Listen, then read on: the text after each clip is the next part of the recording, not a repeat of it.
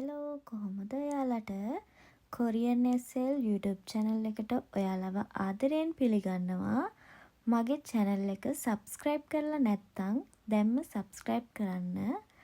අද අපි ආවේ shopping mall එකකට. මේකේ අපි ඇඳුම් බැලුවා, furniture බැලුවා. අපි ගෙදරට උවමනා කරන දේවල් බලන්න තමයි ගොඩක්ම ගියේ. අපි බලමු මොනවාද ඉස්සරහට වෙන්නේ කියලා. වීඩියෝ එකත් එක්කලා දිගටම ඔයාලත් එකතු වෙලා ඉන්න.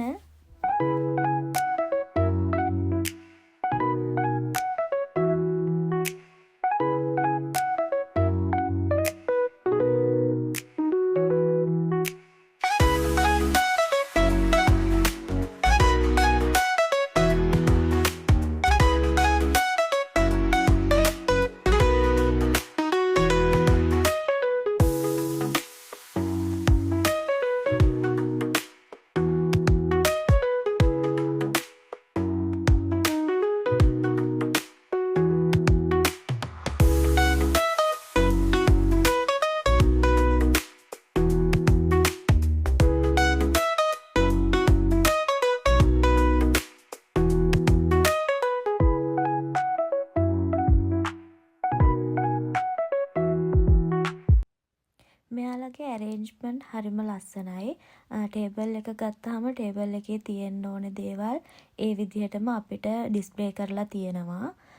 රූම් එකක් ගත්තත් රූම් එකක අවශ්‍ය දේවල් ඩිස්ප්ලේ කරලා ඒ විදිහටම තියෙනවා. එතකොට හරිම ලස්සනයි. එතෙන්ට ගියාපුවම කලර් එකත් එක්ක මැච් වෙන්න හැමදේම තියෙනවා. ඉතින් ආස හිතෙනවා ගියාපුවාම කෝකද ගන්න කියලා හිතා ගන්න අමාරුයි. ඇත්තටම හරිම ලස්සනයි. අපි ගත්තේ මේ තියෙන සෙට් එක.